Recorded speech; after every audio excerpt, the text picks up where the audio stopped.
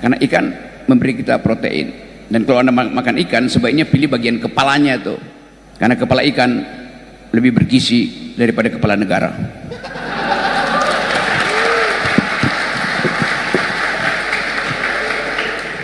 Anda bayangkan psikologi kita kalau nanti di situ ada Prabowo, di situ ada putra Wakanda. Apa Anda nggak mules setiap hari? Anda pasti mules. Ada rasa nausea, orang Perancis bilang, rasa mual secara psikologis. Kita dihipnosis untuk menerima, seolah-olah kita nggak mampu untuk mengucapkan kritik. Sekarang saya tidak ragu-ragu mengatakan presiden ke-8 kita adalah bajingan tolol.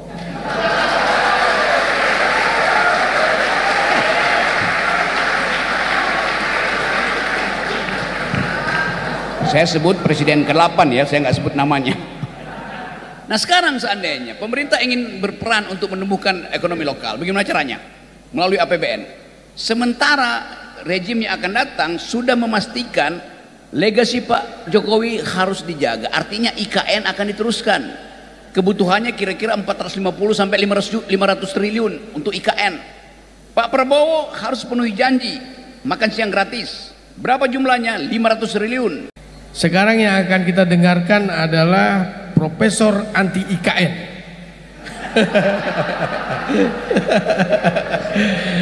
Silakan Profesor Rocky Gerung.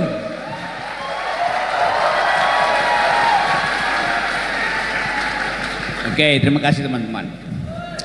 Yang duduk yang pro, karena saya nggak pro, saya mau berdiri aja di situ.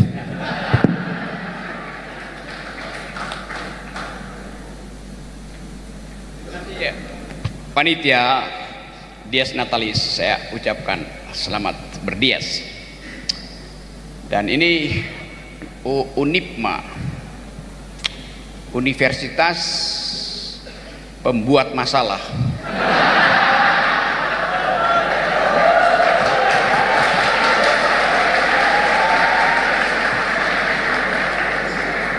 Karena tadi Profesor Parji mulai menginsinuasi kita dengan mengatakan bahwa Indonesia itu pendidikannya buruk.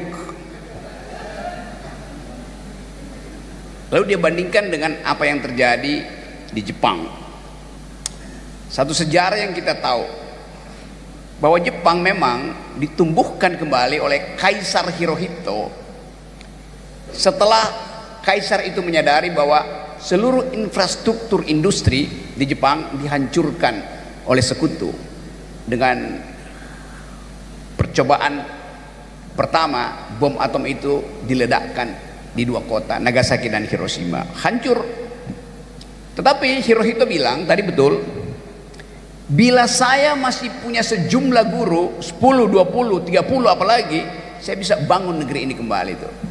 Jadi infrastruktur pendidikan dipelihara, dibangun pertama-tama oleh Kaisar Hirohito. Dia menghormati profesi guru. Itu yang kita ingat dari Kaisar Hirohito. Beberapa tahun lalu di depan istana Presiden di Jakarta, guru datang di situ untuk demo, minta nasibnya diperbaiki. Lalu seseorang Kaisar Wakanda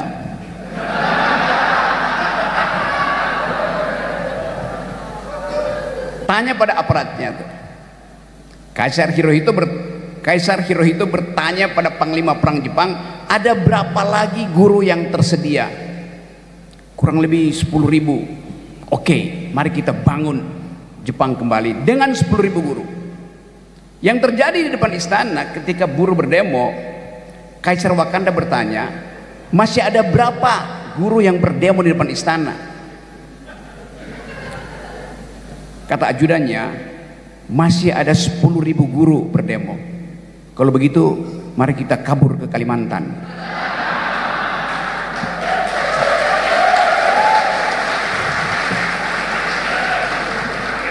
Tidak pernah sekalipun Kaisar Wakanda menemui bahkan satu orang guru ketika guru berdemo di situ. Padahal tugas beliau diwajibkan oleh konstitusi cerdaskan kehidupan bangsa. Hanya ada satu perintah yang wajib dilakukan oleh Presiden Jokowi, saya sebutkan sekarang namanya, yang diperintahkan oleh konstitusi, cerdaskan kehidupan bangsa dan pelihara fakir miskin. Tidak ada tugas lain pada Presiden Jokowi atau Presiden Prabowo nanti. Hanya itu tugas konstitusional Presiden, cerdaskan kehidupan bangsa, pelihara fakir miskin. Kalau kita tanya sekarang, seberapa cerdas bangsa ini? IQ nasional kita tinggal 78 di Asia. Itu sedikit di atas simpanse IQ-nya. Saya serius terangkan itu.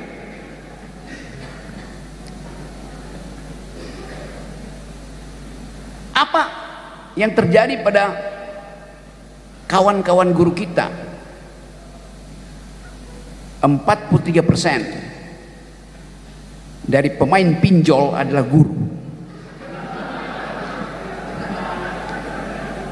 Karena Presiden Jokowi tidak memilih mencerdaskan kehidupan bangsa. Tadi Profesor Parji ini kita debatkan itu. Siapa yang bertanggung jawab terhadap turunnya IQ nasional? Ketua BEM, Unipma, Satpol, Kepala Satpol Madiun. Ya presiden yang bertanggung jawab. Kenapa? Karena konstitusi bilang tugas ketua BEM adalah mencerdaskan kehidupan bangsa. Tugas komandan Satpol Madiun mencerdaskan kehidupan bangsa. Lalu kita buka konstitusi, enggak begitu bunyinya. Yang ditugaskan mencerdaskan kehidupan bangsa adalah presiden. Baca undang-undang dasar. Jadi kita mesti tagih itu pada presiden. Walaupun sampai sekarang kok dikit-dikit presiden, ya memang ini sistem presidensial. Jadi kita mau pastikan bahwa malam ini kita harus jujur mengucapkan kritik sampai ke dasar. Itu intinya tuh. Saya balik pada soal tadi. Jokowi gagal mencerdaskan kehidupan bangsa. Apa hukumannya? Mesti ada hukuman. Tapi beliau tahu dia akan dihukum oleh masyarakat. Karena itu dengan cara cerdas dia ingat prinsip Bung Karno. Beri saya 10 pemuda dan saya akan guncang dunia. Yang dia lakukan adalah dia sodorkan 1 orang pemuda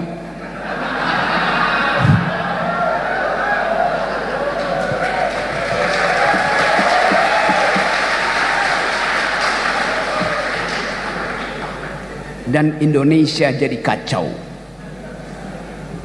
Anda bayangkan psikologi kita kalau nanti di situ ada Prabowo, di situ ada putra Wakanda.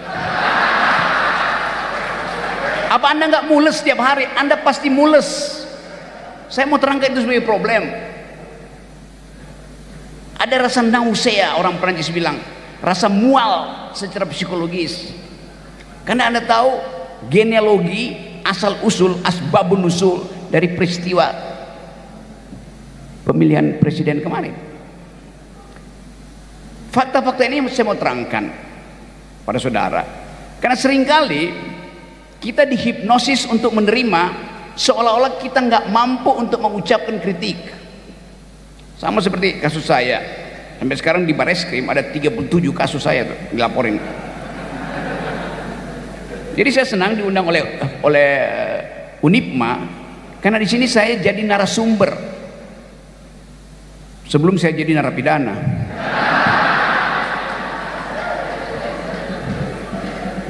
Tapi untung sekali Pengadilan Negeri Jakarta Selatan memutuskan bahwa saya tidak bersalah. Gugatan yang meminta pengadilan memutuskan Rocky Gerung tidak boleh memberi ceramah di semua platform, universitas, LSM, YouTube, macam-macam, tidak boleh tuh, seumur hidup. Bahkan yang minta itu adalah pasukannya Kaisar Wakanda. Tapi perubahan politik mengubah paradigma itu, akhirnya saya dibolehkan lagi, dan gugatan itu ditolak oleh pengadilan. Artinya sekarang saya tidak ragu-ragu mengatakan presiden ke-8 kita adalah bajingan tolol.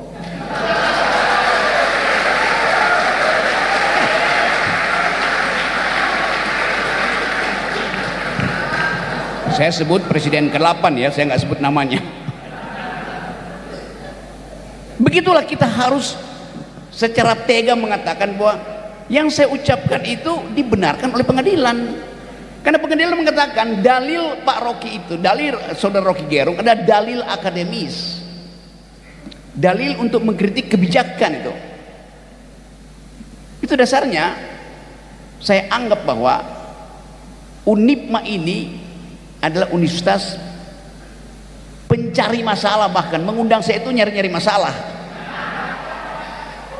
Tapi saya percaya bahwa masalah memang harus dihadirkan supaya ada sesuatu yang dipertengkarkan. Memang tugas universitas adalah membuat masalah, bukan menyelesaikan masalah. Tugas pemerintah menyelesaikan masalah, tugas universitas membuat masalah, modeling. Waktu Anda nulis skripsi, tesis, disertasi, bab pertama Anda adalah permasalahan. Apa masalah yang hendak Anda uraikan? Buat dulu masalahnya, gambarkan itu di bab 1 tuh. Jadi sebetulnya saya balik lagi pada tema kita, polemik ketidakpastian sistem pendidikan ini. Ketidakpastian, bukankah itu semacam gugatan pada istana oleh kalian di bawah provokasi Pak Tarji? Ini polemik ketidakpastian. Kita berpolemik karena ada masalah yang Anda ucapkan, Anda lakukan, yaitu menggugat sistem pendidikan kita. Sekarang coba kita lihat apa sebetulnya fondasi pendidikan kita yang tadi dipersoalkan oleh Profesor Tarji.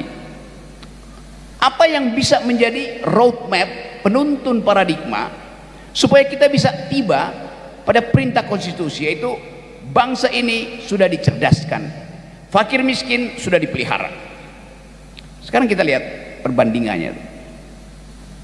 Di Prancis filosofi pendidikannya adalah human solidarity. Solidaritas itu ditanamkan sejak umur dini seorang anak mulai bisa bicara.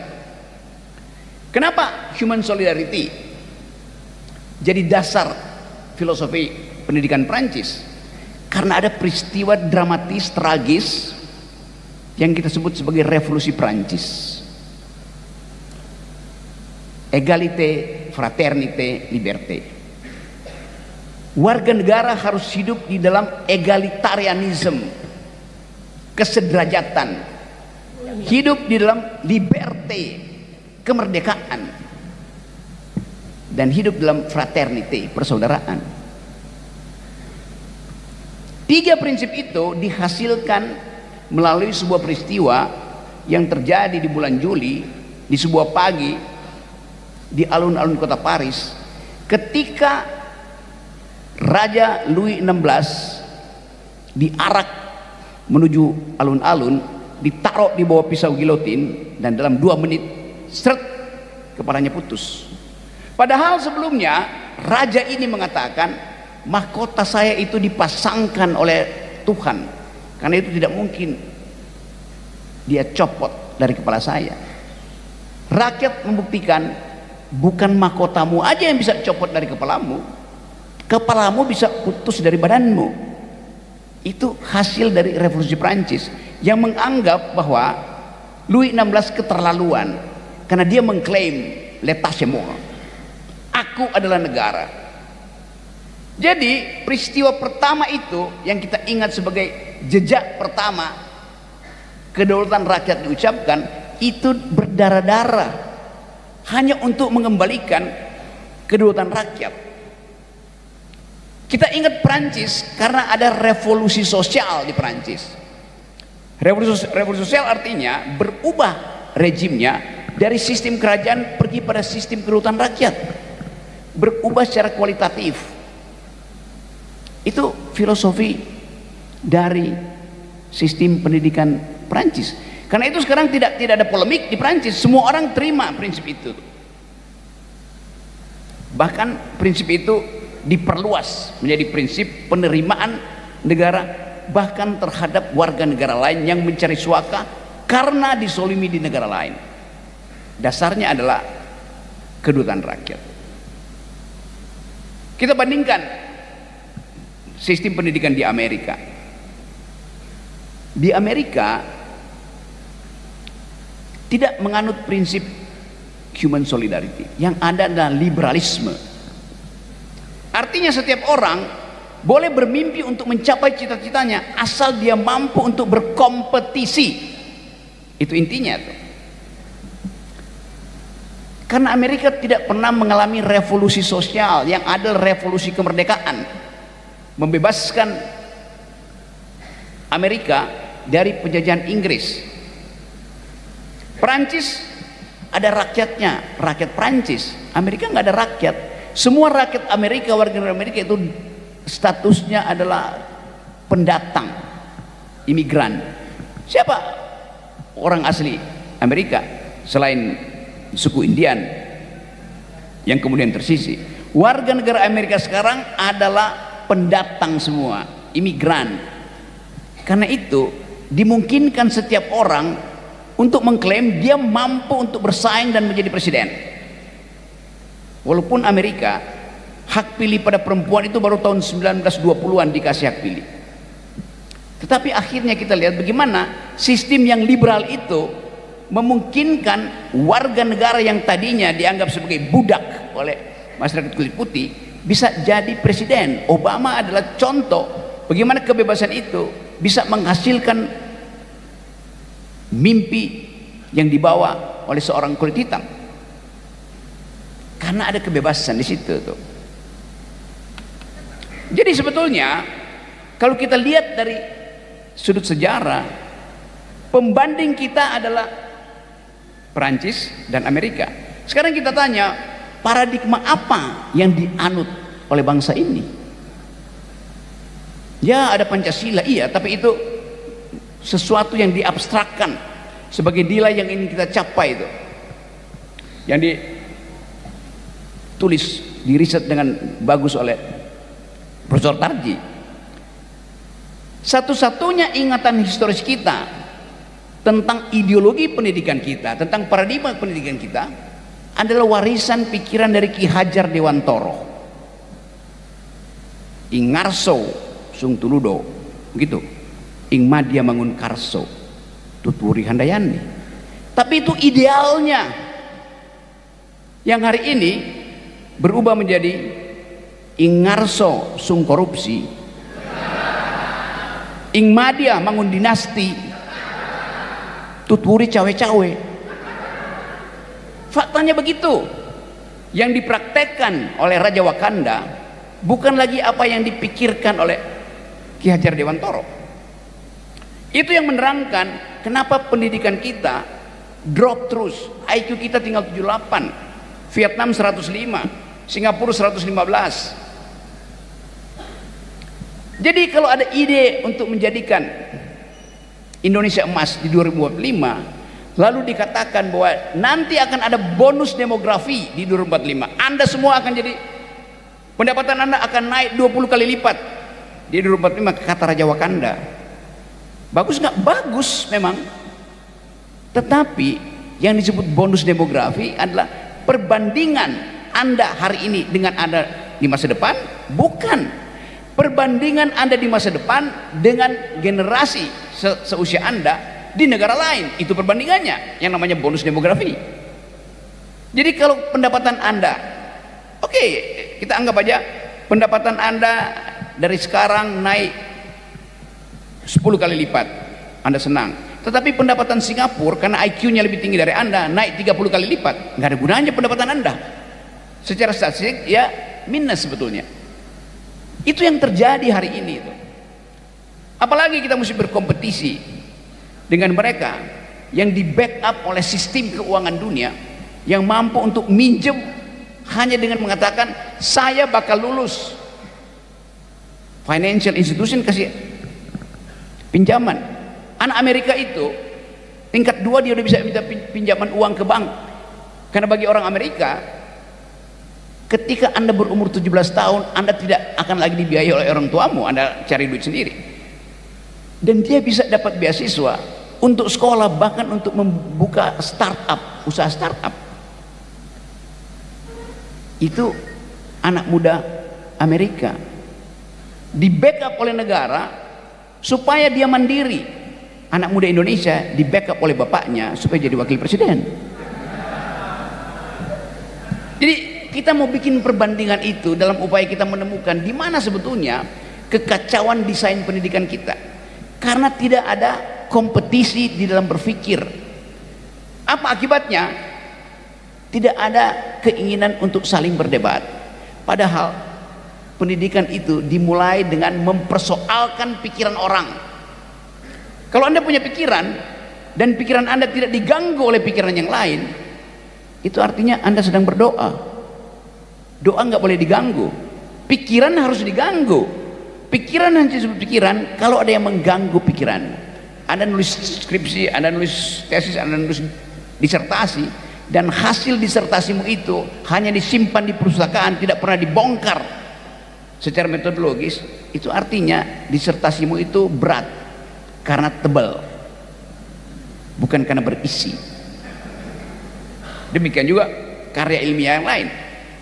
Jadi yang kita sebut sebagai desain pendidikan harus dimulai dengan prinsip bahwa pendidikan itu dasarnya adalah didaktika. Didaktika itu metodenya adalah dialektika. Dialektika itu intinya adalah pertengkaran argumen. Ini mimbar akademis. Artinya mimbar ini boleh dipakai oleh setiap sivitas akademika untuk mempertahankan dalil akademisnya. Ini bukan mimbar guru besar atau mimbar rektor, mimbar dekan. Mimbar semua orang yang punya dalil, bahkan mahasiswa tingkat 1 berhak memakai mimbar ini, mengucapkan pikirannya dan berbantah-bantahan. Nah, saya senang bahwa Unipma memulai tradisi untuk berbantah-bantahan. Saya diajak ke sini justru untuk berbantah-bantahan dengan saudara. Jadi sekali lagi, kalau kita ukur dari sekarang, perkembangan ilmu pengetahuan dimulai dari prinsip adanya bantah-membantah argumen. Ilmu hanya bertumbuh kalau ada bantah-membantah tesis, ada upaya untuk saling membatalkan pikiran. Ini berimplikasi pada sistem politik. Membantah pikiran juga harus berlaku di dalam sistem demokrasi. Apa itu? Oposisi. Beroposisi itu sama dan sebangun dengan prinsip di universitas, yaitu saling menjegal pikiran supaya tumbuh pikiran baru. Tesis, antitesis, sintesis, kan itu yang kita sebut dialektika. Artinya ada yang beroposisi pada pikiran yang sedang didalilkan oleh seorang. Jadi kendati misalnya Unipma mengajukan dalil bahwa kampus merdeka artinya merdeka untuk berbantah-bantahan, bukan merdeka untuk manggut-manggut, apalagi manggut-manggut pada kekuasaan. Itu sebabnya kalau tidak ada paralelisasi antara kehidupan kemerdekaan berpikir di kampus dan kemerdekaan berpikir di dalam politik, maka bangsa ini IQ-nya akan tumbuh secara negatif. Tidak akan tumbuh karena tidak ada persaingan pikiran. Nah, sekarang coba kita lihat apa yang terjadi di dunia sebetulnya. Di dunia ini, dunia artinya di lapangan ilmu pengetahuan, di semua universitas bermutu ada 3 cluster riset yang diperebutkan untuk dijadikan fondasi metodologi setiap kampus.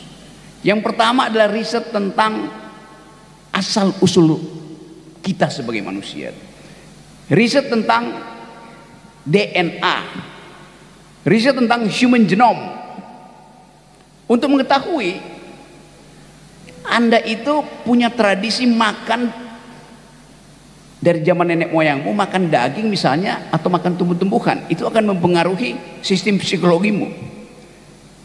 Anda itu punya tradisi mandi di kali atau mandi di laut, itu akan mempengaruhi DNA metabolismemu. Proyek itu sebetulnya udah 90%, 98% selesai, tetapi masih di riset.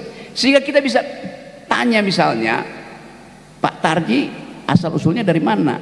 Madiun, Ngawi. Oh iya, itu pengetahuan yang kita tahu karena diadministrasikan oleh negara. Tapi apakah kita tahu bahwa asal usul Pak Tarji misalnya, nenek moyang dia 40.000 tahun yang lalu datang dari semak-semak Afrika yang bermigrasi panjang, diuji oleh alam, dan akhirnya jadi profesor di Unipma. Atau dia datang dari gurun Gobi ketika Genghis Khan dan nenek moyangnya memutuskan untuk menyerbu Eropa dan turun ke arah selatan. Peta itu ada, Anda bisa tes sekarang DNA-nya dan Anda bisa kaget kalau wajahmu wajah dia yang hitam pekat ini misalnya, oh dia ya ada gen kenabian di situ, gen kehabiban. Tapi begitu diuji DNA, ternyata DNA-mu itu 60-70% ada dari gurun Gobi. Maka Anda palsu sebagai Habib secara DNA, walaupun ada katam semua dalil teologi. Jadi itu memungkinkan kita untuk mengerti bahwa percampuran kebudayaan, percampuran darah sudah terjadi sejak 40.000 tahun yang lalu minimal.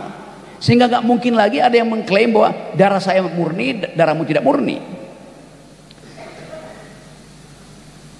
Riset di bidang DNA masih berkembang untuk memungkinkan ditemukannya obat-obat yang lebih efektif, efisien.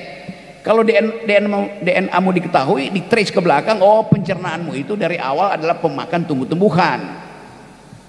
Karena itu sistem peredaran darahmu itu mungkin lebih bagus untuk tidak diobati dengan vitamin yang ada basis protein misalnya itu, karena darahmu lebih banyak karbohidrat sehingga darahmu itu tidak bereaksi negatif terhadap protein. Riset itu dimungkinkan karena ada bantuan dunia untuk sama-sama mengerti dari mana sebetulnya asal usul manusia itu. Itu riset kedua, riset pertama. Riset kedua di bidang big data yang sekarang lagi heboh itu. Semua peneliti ingin tahu motif Anda berbelanja apa, motif Anda menekan tombol Gojek, tombol GoFood apa tuh. Setiap kali Anda upload dari handphone Anda, dibaca algoritmanya dan dipetakan sebagai big data. Termasuk kemungkinan big data itu dipakai untuk memata-matai Anda, untuk insurgensi. Kan ada persaingan keamanan dunia. Dua klaster ini, kalau saya tahu misalnya big data Anda, behavior Anda, dan saya tahu DNA Anda, asal usul kenapa Anda punya behavior itu, dengan mudah saya manipulasi konsumsimu. Kalau saya pahami big data di sini, oh ini kecenderungannya adalah makan daging tuh, maka saya buka outlet hotdog di sini. Hotdog ya, bukan hot yang lain.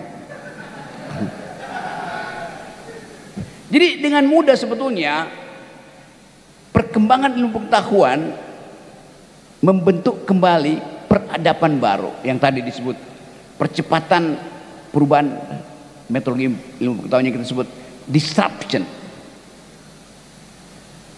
Klaster yang ketiga adalah artificial intelligence yang memungkinkan kita mengerti bahwa mungkin 5 tahun dari sekarang yang hadir ikut seminar kita hari ini di tanggal ini di Dies Natalis ke 49 tambah 5 ke 54 nanti sebagian besar adalah robot.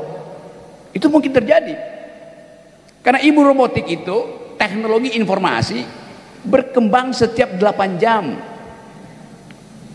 Ada robot misalnya datang ke sini untuk mendengarkan apa itu Pancasila. Lalu Pak Tarji mesti menerangkan pada dia bahwa ada sila kemanusiaan yang adil dan beradab. Robotnya angkat tangan, saya bukan manusia, tapi saya ingin mendengarkan versi manusia tentang keadilan. Bagi robot keadilan itu gampang, komputasi aja.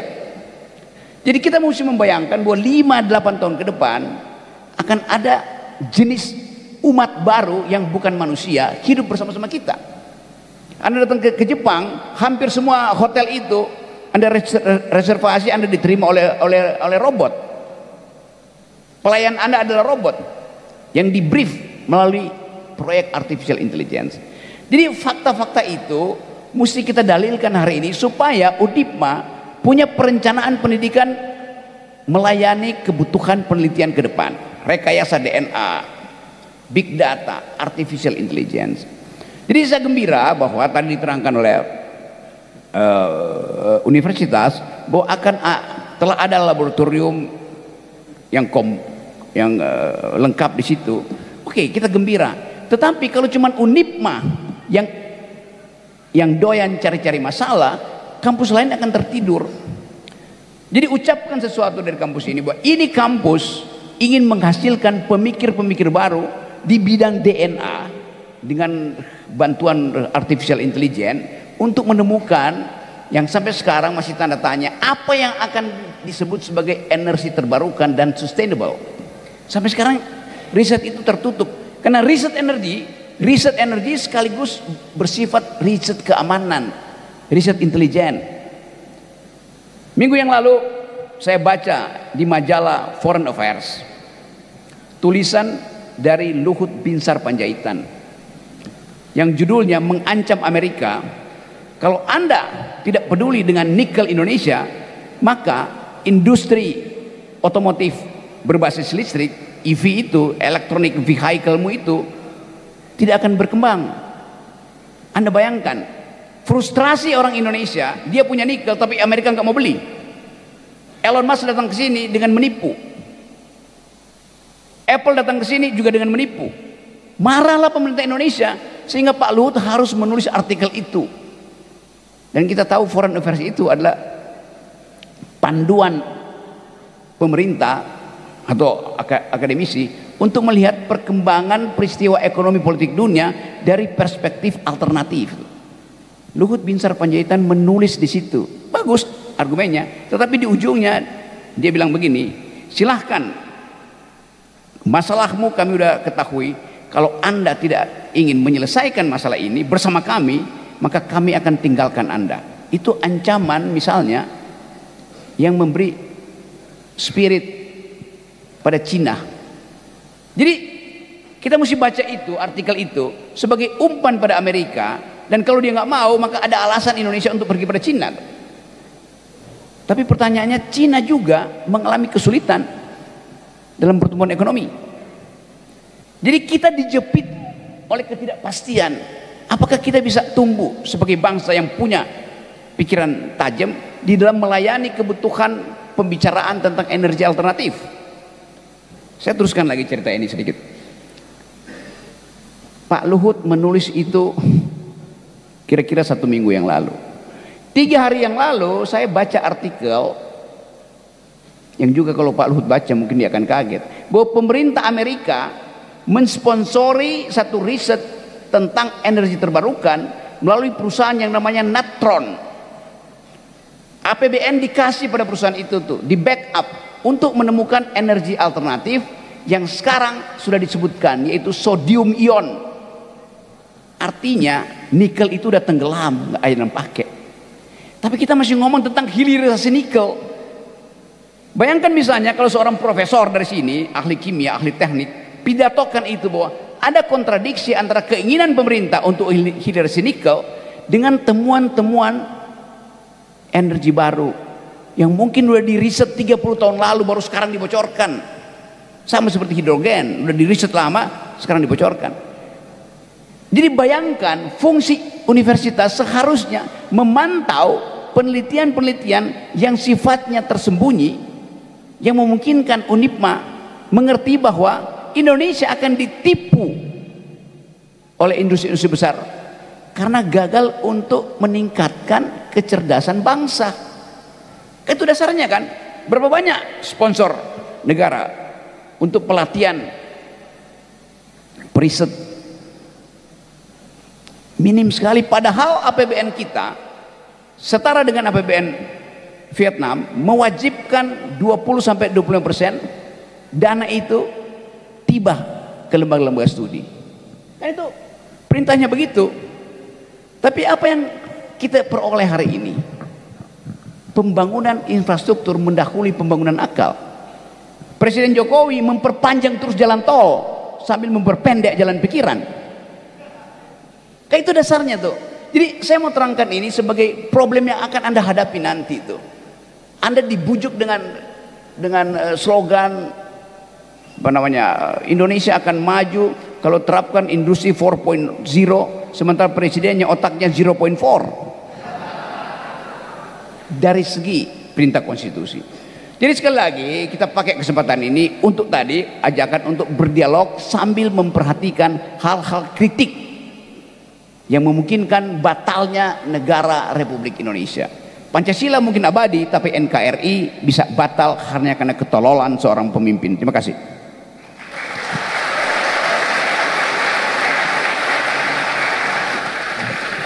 Baik, terima kasih Prof.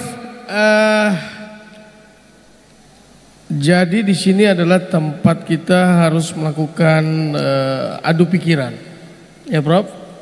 Karena disitulah pendidikan berawal. Sekarang kita adu pikiran Prof Parji dengan Profesor Rocky. Setuju? Setuju. Oke, Prof Parji mengatakan bahwa komitmen pendidikan kita kurang sehingga pendidikan itu menjadi tidak jelas. Komitmen pendidikan kurang dari sisi akses, mutu, relevansi, dan efisiensi manajemen. Begitu ya Pak? Sehingga hampir semua soal pendidikan itu hanya jadi jargon politik saja, tapi tidak menjadi esensi negara untuk mengurus pendidikan. Bagaimana Prof dengan pemikiran Profesor Parji? Ada poin yang menarik tadi, yaitu sebetulnya kalau kita periksa psikologi dari Prof Parji tadi, dia muak melihat gaya-gayaan elit di bidang pendidikan. Jadi kita bandingkan bahwa hardware kita ada BRIN, ada Dewan Guru Besar segala macam, tapi tidak ada satu niat untuk memastikan bahwa IQ kita akan naik 2% setiap tahun misalnya. Itu hanya bisa datang kalau di kampus dimungkinkan mahasiswa memberi kritik, dan itu mengandaikan kalau mahasiswa mampu memberi kritik artinya dia membaca lebih cepat dari profesornya. Coba saya kasih ilustrasi. Seandainya ada seorang profesor fisika lagi kasih kuliah di sini, lalu ada mahasiswa masuk ruang kelas ini. Karena mahasiswa terlambat, si profesor ini entah universitas mana, kamu keluar. Kenapa kamu telat? Maaf Pak Profesor, saya tadi malam nongkrong di depan Madura Mart menunggu pacar saya sambil memanfaatkan wifi gratis. Kamu saya suruh belajar bukan pacaran, keluar. Dia keluar, mahasiswa itu. Tapi dia masih ingin tahu apa isi kuliah dari si guru besar. Maka dia keluar ruangan, tapi dia ke arah dinding, dia nguping dari jendela yang terbuka sebelah kanan tuh. Dia ikuti keterangan dari si profesor tentang Stephen Hawking. Profesor ini lagi ngomong tentang mathematician, Yunto fisikawan Stephen Hawking. Anda baca buku-bukunya kan.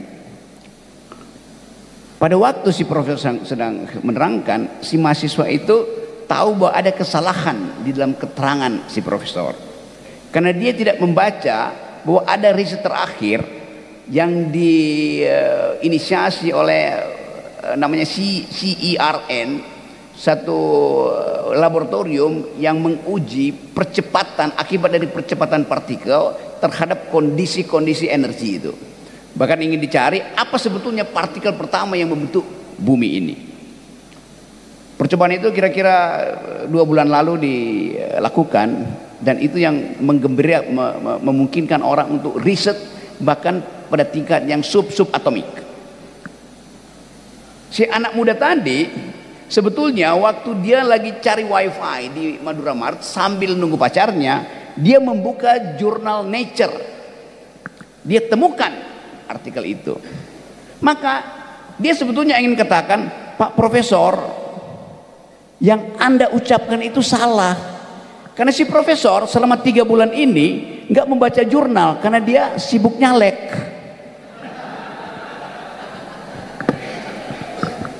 Tetapi anak itu tidak diberi kesempatan untuk datang di sini, di forum ini. Nah, profesor yang baik dia akan tanya, kenapa kamu terlambat? Pak, saya lagi cari wifi. Apa yang kamu cari? Saya lagi cari jurnal Nature terakhir tentang teori fisika teoritis. Nah, profesor yang berguna berakal sehat dia bilang, sini, kamu datang sini. Kamu debat saya.